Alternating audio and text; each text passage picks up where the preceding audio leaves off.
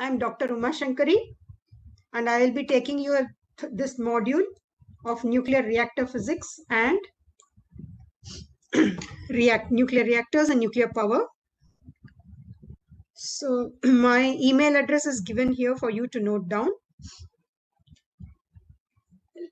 In the last lecture, I will just this lecture I will just give a recap of the last lecture and then go to the main topic of this lecture, which is nuclear reactions. I hope I'm audible and there is no crack. Okay, so I would now. Are you able to see the presentation? Yes, ma'am. Yes. Okay. Okay. So now I would like to just give a small recap of the previous lecture. First, in the last lecture, what we saw was what is the mechanism of fission, and that fission produces 200 MeV of energy, and the liquid drop model was used to explain the mechanism of fission. There are neutrons which are being produced in fission. They are usually fast. That is, the energy of these neutrons would be in the range of MeV. And as fast neutrons, they can cause fission in nucleates which require a higher critical energy for fission. And if these neutrons are slowed down to thermal energies, they can cause fission in nucleates like uranium-235, which have a significant cross-section for thermal neutrons or slow energy neutrons. We also saw that some of these neutrons are produced after a few seconds because of the decay of the fission products. So these neutrons are called as delayed neutrons. Then we saw what are the prompt neutrons and what are the delayed neutrons. What is the distribution of the delayed neutrons?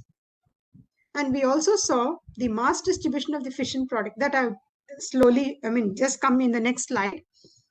The mass distribution of the fission product generally follows a double hump curve. You have a distinct low mass fraction and a high mass fraction. Like I told you, in fission, you have two fission products. One is of a lower mass number, and the other one is a higher mass number, and also some neutrons. The fission energy is carried mostly by the kinetic energy of these fission products. The cross-section for the type of neutron interaction, basically, this is the any nuclear reaction or a type of reaction is governed by the cross-section. So the cross-section of any nuclear interaction is the effective area offered by the nucleus for that particular type of reaction. So it is a property of the nucleus for a particular nuclear interaction to take place. So you have a fission reaction, you have a capture reaction, you have different types of reaction. Then we also saw what is a mean free path for interactions for a neutron when it is interacting in a medium. And I also gave you a method of how to estimate the atom density. What is the atom density and of elements, mixtures, and compounds? When I am saying any nuclear fission or any reaction, it is characterized by three most important things. One is the neutrons themselves, which is called as the flux of neutrons. And the other is the cross-section offered by the nucleus for that type of interaction, which is denoted by microscopic sigma, small sigma. And another thing is your neutron density or atom density of that particular nuclide in that material or sample or target. So the reaction rate is a multiplier of all these three quantities, n into sigma into 5.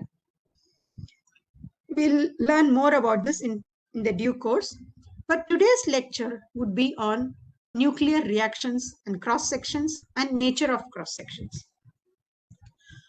I wanted to show you this double hump curve. This is a distribution or mass distribution of a fission reaction.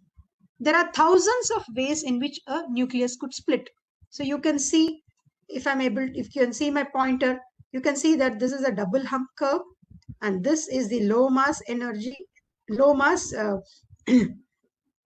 nuclides, and this is the higher mass nuclides. This is which is around 90 here, and this is around 140 The red curve is for the fission of thermal neutrons, and the blue curve is for the fission of fast neutrons. Basically, different neutrons of different energies would cause fission in a different way. But you distinctly have two types of fission products. One is of the lower mass number and the other is of the higher mass number. Here, what we have plotted is the yield of each of these nuclide. So yield of the mass chain. For example, if I say krypton 85 is say somewhere here, it has a cross section of about, it has a yield of about 0.27%. And xenon 135 is somewhere here, it has a yield of about 6.2%. And molybdenum 99 is somewhere here, and it would have about 6.1% and so on. And because there are two fission products which are coming in a fission reaction, the total yield or the area under the curve would actually be 2 or 200%. So this is the type of, in a typical fission reaction, this is what happens. And there are different ways in which the nucleus splits.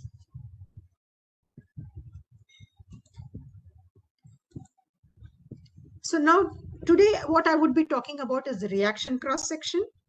What is the concept of a cross section, which I have already explained to you, but I'll just explain what exactly is meant by the capture cross section or fission cross section, and what are the magnitudes of these and how these are going to affect your nuclear reactions or nuclear reactor power, or how to design based on the cross sections of these isotopes or these nuclides. Then we have different energy regions, which are thermal, epithermal, and fast. You can distinctly place them in three different regions of thermal, epithermal, and fast. Then I would give a introduction to fissile and fertile nuclei, and what are the energy behavior of these cross sections. And these cross sections are also temperature dependent. I would touch upon some of the temperature dependence of these cross sections. Then I also would like to talk about something about the measurements of these cross sections. You need this cross section as a basic input for a reactor designer or a reactor physicist or anybody. So how these things are getting measured? They require cutting edge technology, and there's a huge amount of investment for cross section measurements. Then I would also tell you something about the energy grouping of neutrons, and also something about conversion and breeding, because we are in this business of breeding the nuclear fuel or nuclear potential, increasing its potential. And so I'll be talking about the conversion also and breeding.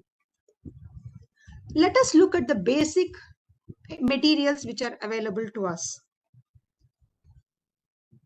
So basically we have uranium-235, which is available in nature.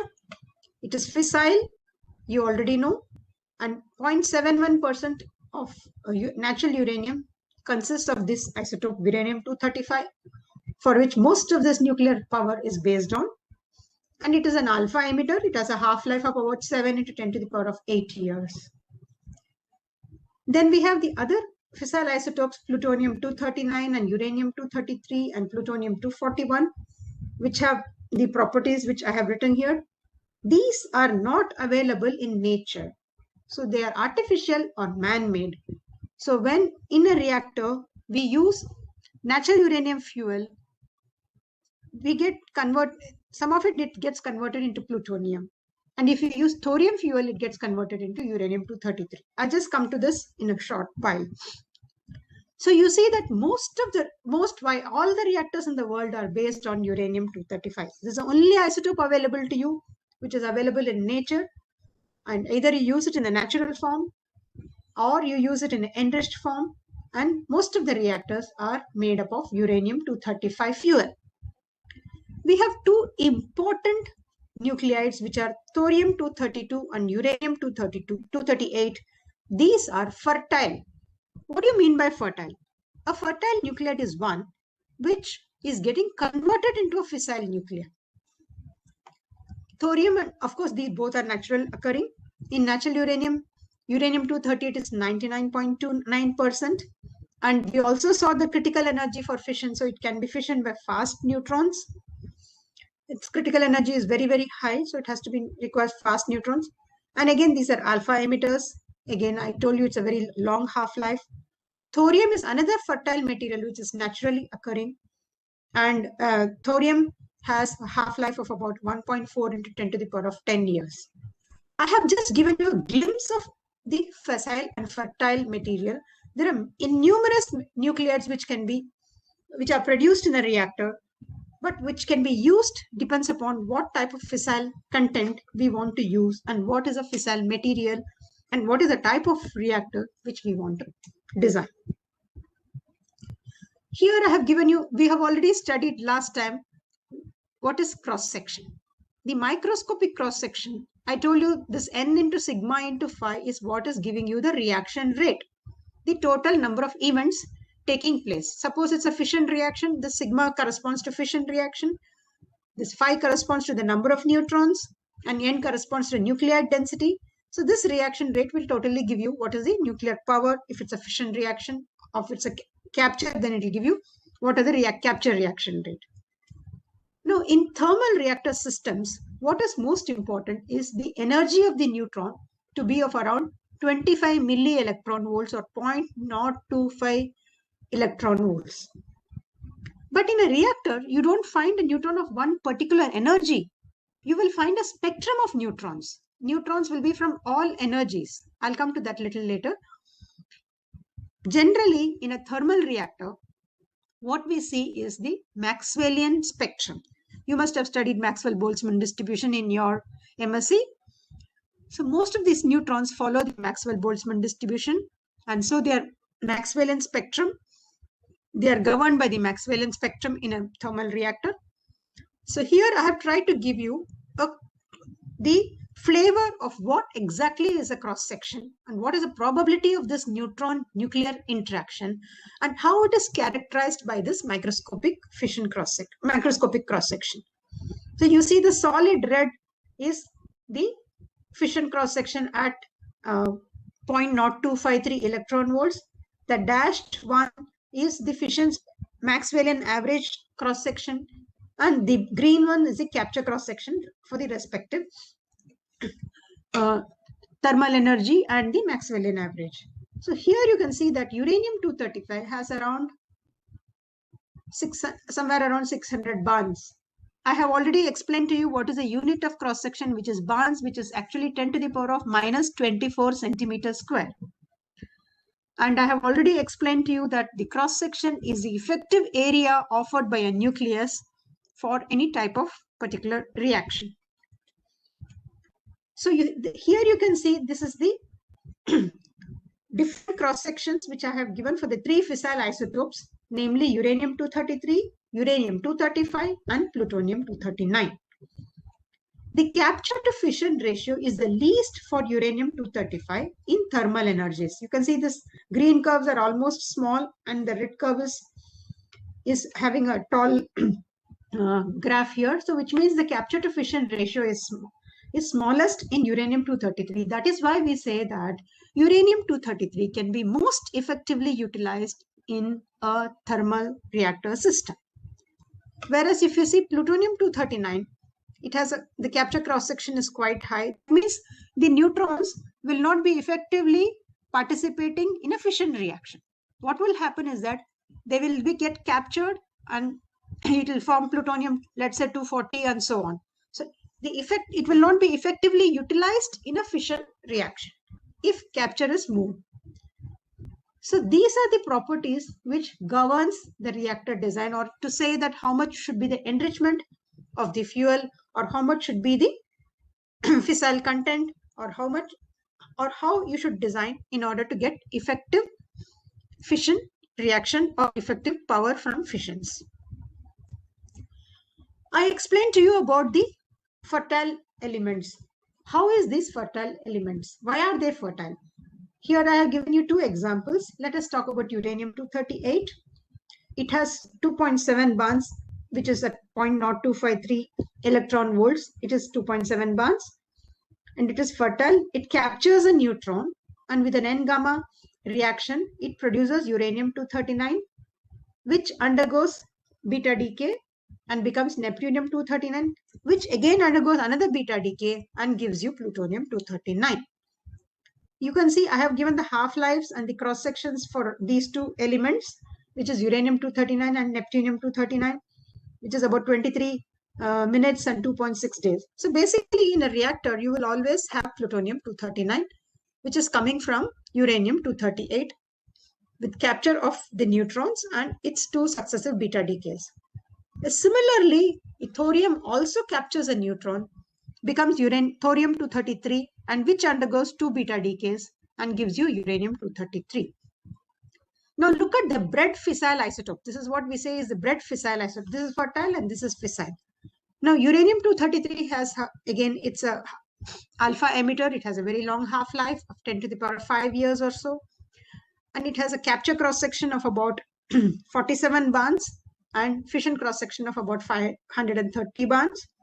And plutonium similarly has a capture cross-section of 270 barns and a fission cross-section of 752 barns. So from a thermal spectrum, in a thermal spectrum, plutonium is the one which is having the highest fission cross-section. But of course, plutonium is not produced in nature. It has to be produced in a reactor. So in a reactor, if I'm using natural uranium fuel, after some time, some amount of power will come from this isotope, which is plutonium-239. Reactor is a dynamic system. See, there are going to be fissile isotopes which are being produced, which are depleted, and new fissile isotopes which are going to be produced. So it's a dynamic system where these nuclides are present and their isotopic concentrations keeps on changing. So based on that, the total power from the system will come from all the fissile isotopes which are there in the reactor at any instant of time. Here, I want you to just grasp the concept that a fertile isotope becomes a fissile isotope. So this is kind of transmutation, or this is a kind of change which is happening in the reactor, and thereby we can get the fissile species.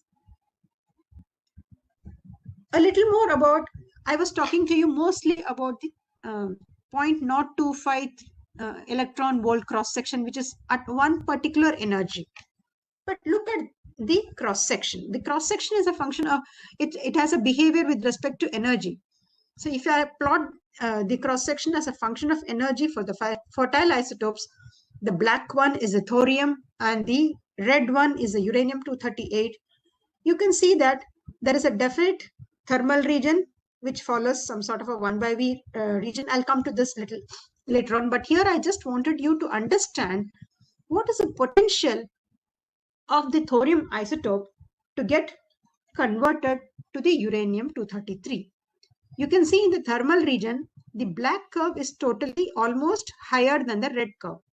So if in a thermal system I use thorium, I will get effective conversion to uranium-233. And I can also see that these are the resonances. This region is called as resonances, which means that these are capturing the neutrons resonantly because of the nuclear levels of the nuclides.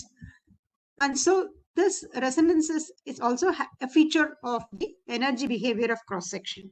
So here you can see that the uranium-238 resonance occurs around 6 eV or so, whereas thorium occurs around 22 eV, which means that in a thermal system, all these energies are favorable for using thorium and thereby getting converted to uranium-233. So this is what I call as a potential of the fertile material or the fertile nuclide to get converted to a fissile species. In the lecture, I had mentioned to you about measurements. This measurements is basically a continuous process, and it's a cutting edge technology which is required. Here I have given you a neutron time of flight facility. Just understand this. You don't have to go into the details, but just to get you interested in what is measurement and cross-section measurement. This is at CERN, and here you can see that the neutrons are being produced at one particular energy, and by using a neutron chopper, we can get neutrons will be arriving at the target at different velocities because of the energy of the neutron, and thereby you can measure the cross-section. You can make it interact with the target material, and because of the interaction products or because of the beta or gammas it produces, you can find out what interaction has taken place and how much is the cross-section of that particular interaction. So this cross section is very, very important. Now, if you look at the curve, blue curve here, these are all some measurements.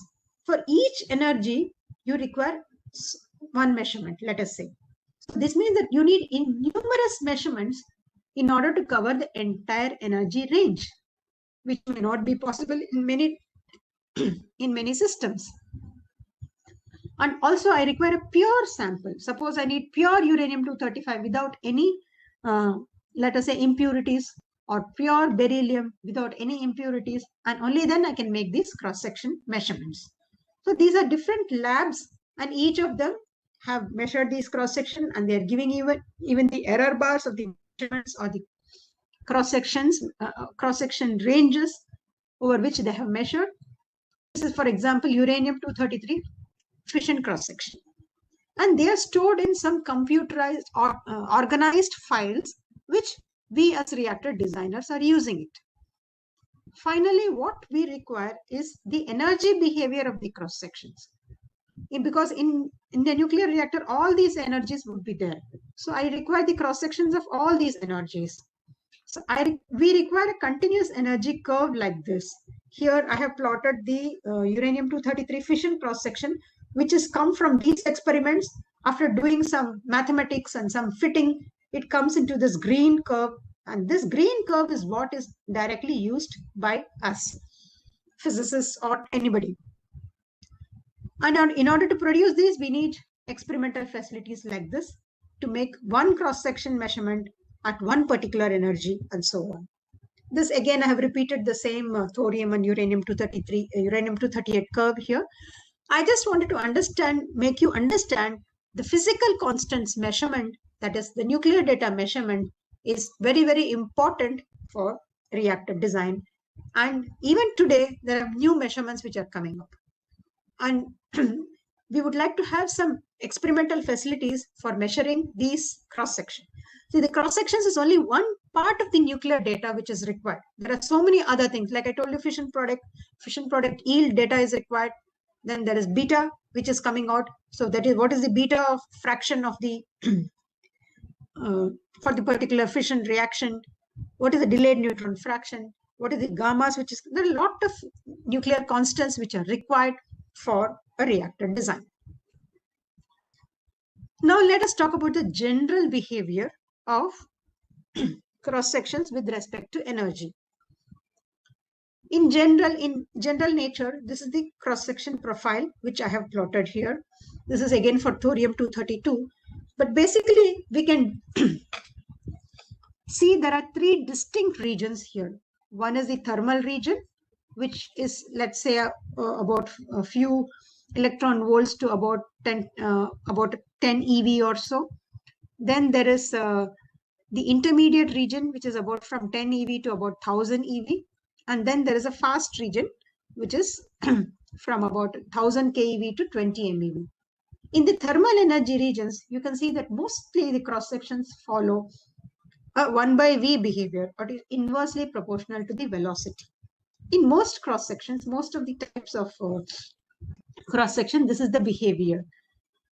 And in the resonance energy regions, that is the middle energy regions, it is characterized by a lot of peaks like this, where there is a, if it's a fission resonance, there is a fission peak which is happening. If it's a capture resonance, it's a capture peak which is happening. Or there is a probability of capture for that particular energy, let us say 100 keV or so, which is very, very high. Now, why these resonances happens is from nuclear physics point of view. I did not give you that level diagram here, but basically nuclears can be assumed to be consisting of so many levels, nuclear energy levels. So nucleus can get excited because of the energy of the neutron, and then suppose uranium-235 absorbs a neutron, it becomes uranium-236. So this uranium-236, this is characterized by the capture reaction or the capture resonance. So it has a very high probability if the neutron of this is of this one particular energy and it gets captured resonantly. Resonance because the energy level of the neutron comes near the level of the nucleus, and there it gets resonantly absorbed. So these resonances are also a very important in order to understand the neutron behavior in a reactor. Because we know that these neutrons are going to be lost if it's a capture reaction, and it is not going to be available for further chain reaction and so on. So that in a nuclear reactor, there is an interplay of so many such nuclides, so many such energy ranges, and so many such types of cross sections. So the net reaction rate is which is giving you the power or the expected behavior which you want. And in the fast energy regions, again, fast energy is characterized by very low cross sections. So here you can see that this will be only of the order of millibarns, so whereas this is of the order of thousands of barns. And it is almost constant with respect to energy. So some of the neutrons of this particular energy will follow the fission spectrum, or the fission spectrum, which I showed you yesterday was it is peaked at around 2 MeV or so. So that is the fission spectrum. So this then general nature or behavior of the cross section or the neutron nucleus interaction follows a profile like this. So there is a distinct thermal 1/V region, there is a resonance energy region, and there is a fission energy region. So I had also told you something about the temperature dependence of cross sections. Here you can see that I have tried to plot two temperatures. One is at 0 Kelvin and another is 3000 Kelvin. So because of these resonances, the resonance peaks get broadened when the energy of the neutron is higher. Why this happens? Let us say the neutron is of a particular energy. Here, for example, it is 3.6 eV. Now the neutron is not going to see one particular energy because of the vibration of the nucleus. The nucleus vibrates around its mean position. So the neutron and the relative energy between the neutron and the nucleus also changes. And because of the relative energy changes, the cross-section profile also changes, or it becomes broader. So with respect to temperature. See, when you say the energy of the neutron and temperature are dependent, that is through E is equal to KT relationship and so on. That I'll come to a little later. What I want you to understand is that at some resonance energy regions, there could be a broadening of cross-section. And this is called as Doppler broadening. And this cross-section, Doppler broadening, is responsible for some of the characteristics or temperature behavior in a nuclear reactor. Suppose suddenly temperature increases, then the cross-section changes, and therefore your net production or of neutrons would also change. Now we were talking mostly about the fission reactions, but that is not the only type of reaction. When you say neutron-induced reactions, it's basically a two-body kinematics. A neutron gets absorbed by the nucleus, and it could become a compound nucleus, and the compound nucleus can give rise to different types of reactant or reacting products. So this neutron-induced reaction can be categorized into many different types of reaction. Let us say fission, capture, inelastic scattering, elastic scattering. There is an NP reaction. A proton is coming out of a neutron interaction. Then there is an N-alpha reaction. There's an N2N reaction, N3N reaction, NXN reaction, and so on, and transmutation. And of course, there are some photoneutron reaction. Here I have tried to give an example of each of these types of interactions. The first one, which we have already talked about so much, that is a neutron, when is captured by uranium-235 nucleus, could cause a fission reaction, and thereby we get two reactant products, basically lanthanum-147 and bromine-87 are one example, and two neutrons. This is an example of a fission reaction. But also, if uranium-238 captures a neutron, it can become uranium-239. Or even if uranium-235 captures a neutron, it can become uranium-236. So this is a capture reaction where the neutron is lost from the system and it goes and forms another product. Then you have an elastic scattering. For example, the neutron would get captured in uranium-238. It could form uranium-239 compound nucleus, which again could give back a neutron and come to the ground. Uranium-238 would come to the ground state. So this neutron could be of different energy depending upon the energy levels of the uranium-239 nucleus. So this is inelastic scattering. Then you can have elastic scattering where the neutron energy does not change. Here I have given you an example of a NP reaction in sulfur 32, which absorbs a neutron and gives phosphorus 32, and of course a proton. And there is a boron N-alpha reaction, which is very, very useful for neutron detection. Boron 10 is a nuclide which has very high cross-section for thermal neutrons. It absorbs a neutron, gives you lithium and an alpha particle, and this alpha particle can be detected, or these charged particles can be detected. Thereby we know that what is the neutron, or what is the energy of the neutron, or how much is the neutron which has been produced. So this is N-alpha reaction in boron. Then there is an N2N reaction. Some of these reactions are threshold reactions. These N2N, N3N, and NXN reaction are happening only at very high energies, some MeV and so on. So these are threshold reactions. These are called the threshold reactions. Thorium-232 can absorb a neutron and give thorium-231 and give away 2 neutrons. So this is called as an N2N reaction. There is similarly N3N reactions also. And here I have given you a transmutation reaction like an alpha decay reaction where plutonium-239 decays by an alpha mode and gives you uranium-235. And I was also telling you about photoneutrons. There are so many gammas which is being produced even in ambient atmosphere and also in a reactor. Some of these gammas can get absorbed by the materials in the reactor. Here one such reaction I have given you, that is a gamma which is being absorbed by a deuterium atom. This I have already mentioned to you that it requires about 2.2 MeV of energy. It gives you a hydrogen and a neutron. It breaks the bond, it breaks the deuterium bond, and it gives you a neutron. So this is a photoneutron reaction. Now let us talk about, we were talking about so many types of cross sections. We need to know what is a material which we can use in a reactor design or for nuclear reactors for that matter, and what are the different energy ranges and how are they useful to us. Here I have tried to give you some of the parameters which are basically capture cross section, which is characterized by sigma C, fission cross section, which is characterized by sigma F.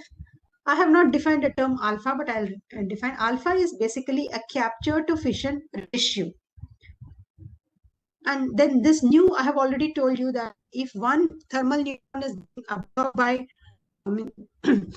fission in uranium-235, you get on an average 2.5 neutrons, fast neutrons. So this 2.5 neutrons is basically the number of neutrons which are being produced in a fission reaction.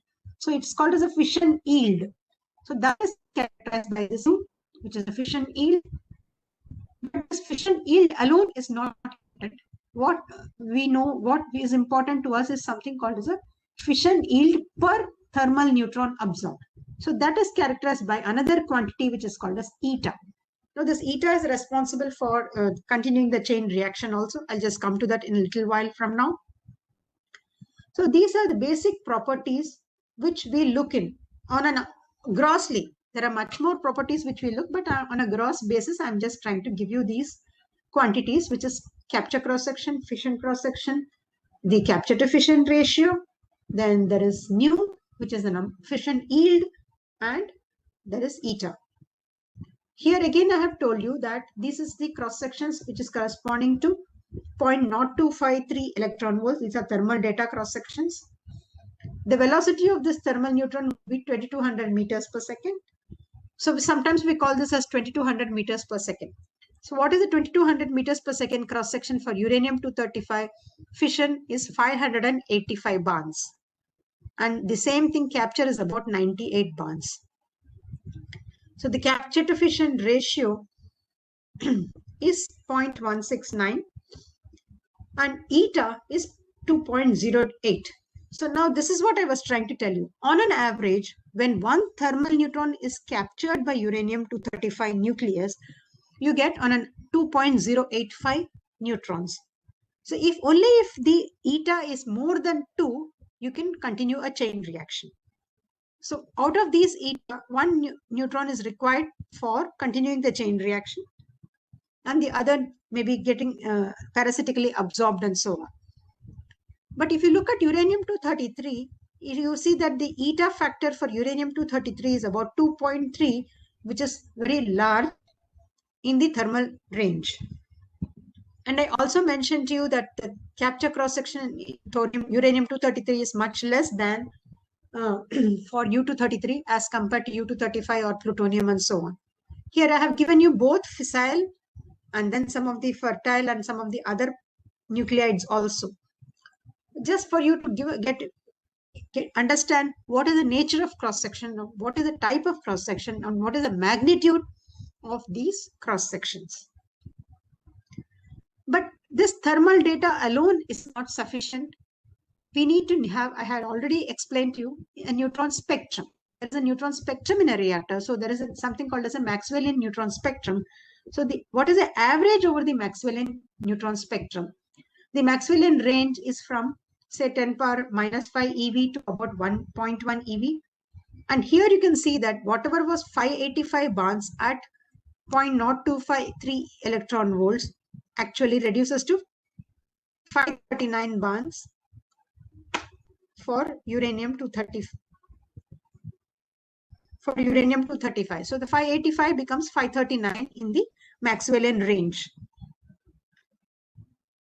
Maxwellian average. But there is, if I take Maxwellian average up to 10 eV,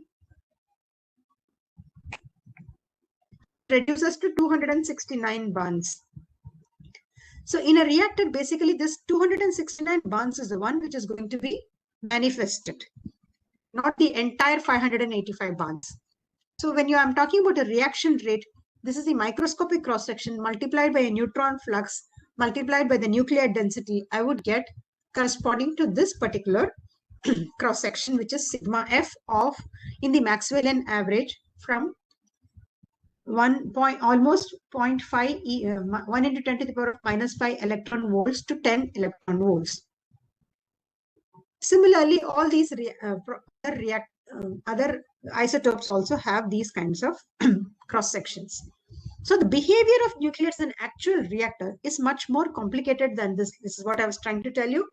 There is an interplay between the flux and the cross section, which is what is called as an effective reaction rate. Similarly, I have given you some of the same data for the epithermal energy regions. I have already told you there is a thermal energy region, then there is a resonance peaks, and then there is a fast energy region. So there is some resonance integral, means what is the total cross section multiplied over the resonance energy range. That is sigma of E multiplied by delta E, which is the energy range, is giving me the resonance integral, the integral of the cross section over that particular energy range.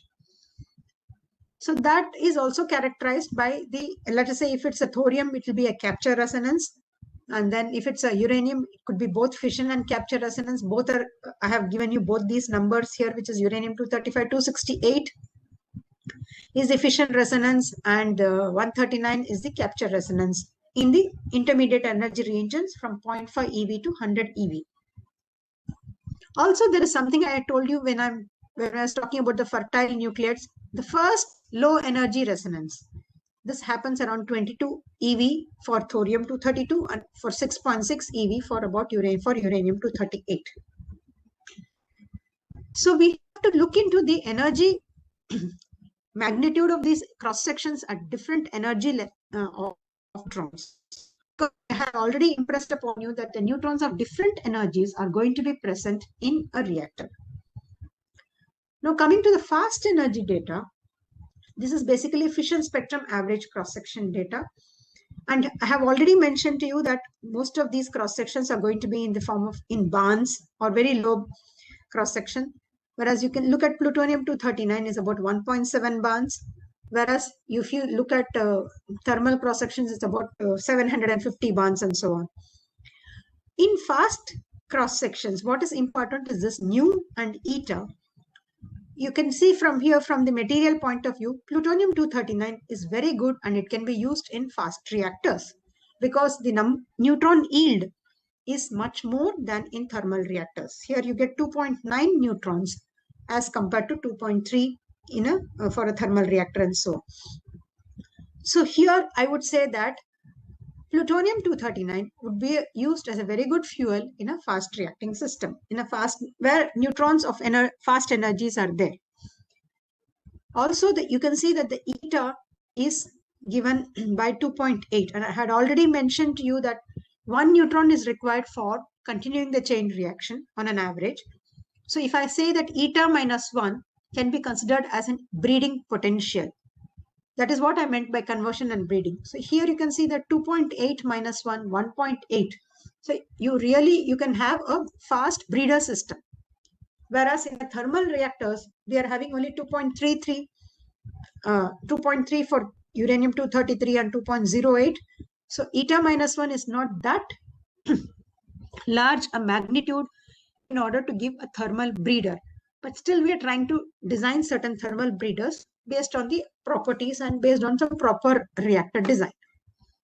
But that is why we have said that we see that you have a fast breeder reactor by placing uranium-238 in the or thorium-232 in the blanket regions of a fast reactor. You will be able to breed the material, fissile material.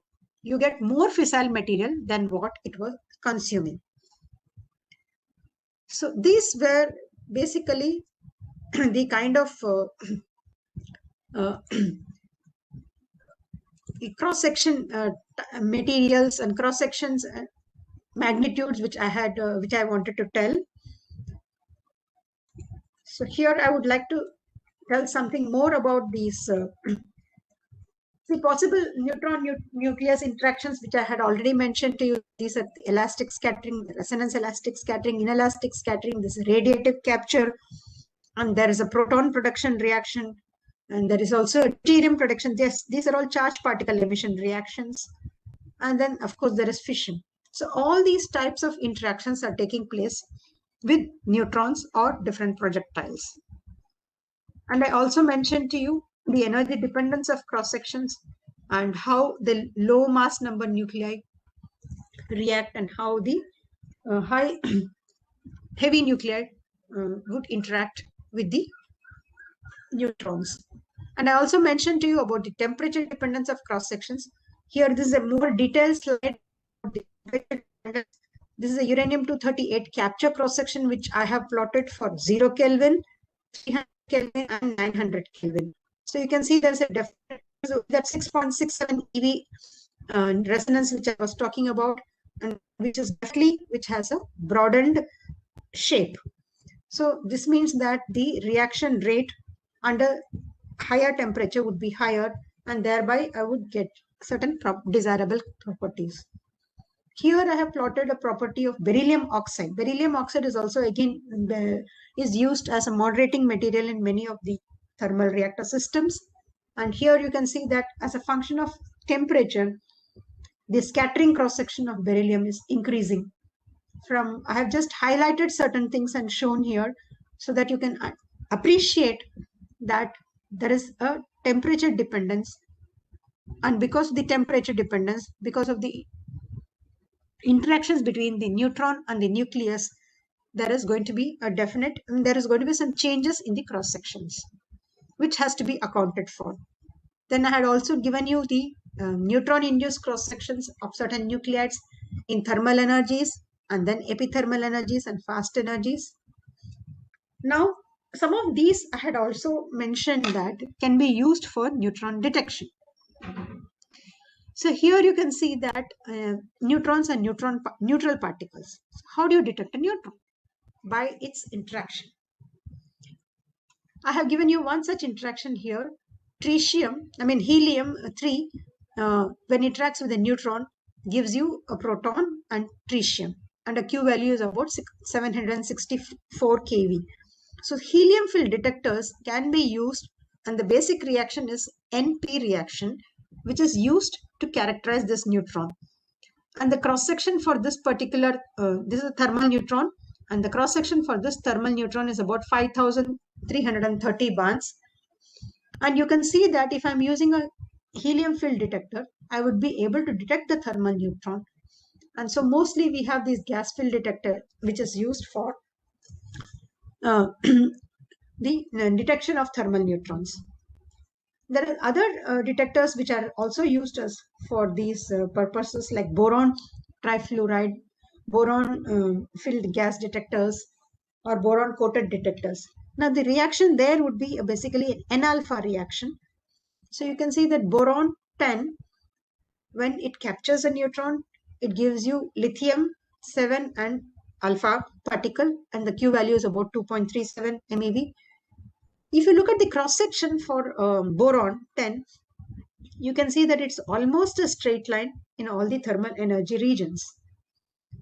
It is inversely proportional. It's called as an ideal 1/V absorber. So you can easily use it for neutron detection.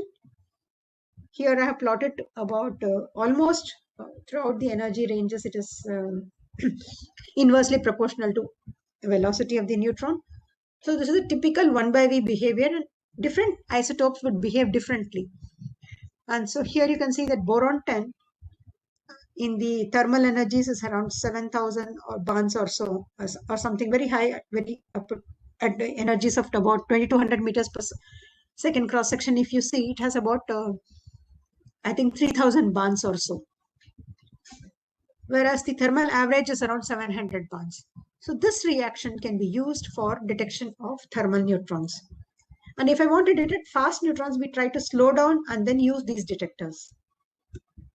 Now, I want to again impress upon you what is basically the cross section and how exactly it is changing with respect to energies. Here I have plotted the fission cross section of uranium-235 at 300 Kelvin. Now you can see that when I was always telling you 2,200 meters per second cross section. So if I plot at 0.025 eV, you can see this is around a little less than 1,000, maybe 600, 700 barns and so on, which is what I was showing you in the table of 680 barns. And also some of the other thermal neutron detectors. Gold is a very good thermal neutron detector. This is a cross section of gold 197. It's an N-GAM capture cross section, which is radiative capture cross section, we call it. And you can see that again there is a 1/V behavior, and there is a sharp resonance of around 4 eV or so. So this is the first resonance which is being which is characterized. And then you can see that gold can be used for thermal neutron detection, where it will absorb these neutron and it will produce a product, gold 198, and thereby we know that this neutron has been produced. Similarly, some of the materials which are used for neutron absorption or control materials are, let us say, cadmium. You know that cadmium is one of the control materials. I'll come to that a little later on in my next lecture, but you can see that cadmium cross section is very, very high for thermal neutrons. You can see that. Again, it's around 0.5 eV. This can be used as a filter for thermal neutrons. So it will absorb the thermal neutrons and allow only the fast neutrons to go on. So cadmium is a neutron absorber. It's also called as a thermal neutron filter. So depending upon the properties of the cross section and its energy behavior, we use these different materials for different applications. So here I have given you a few. I talked about boron, then I talked about cadmium 113, and then I talked about gold.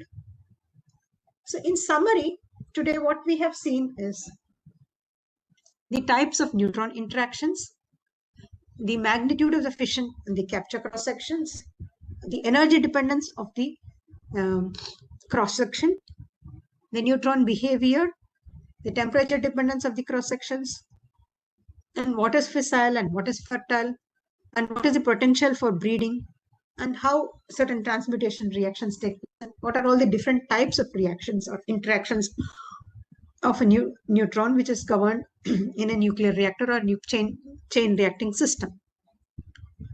So in summary, this is what I wanted to tell in today's lecture. Suppose if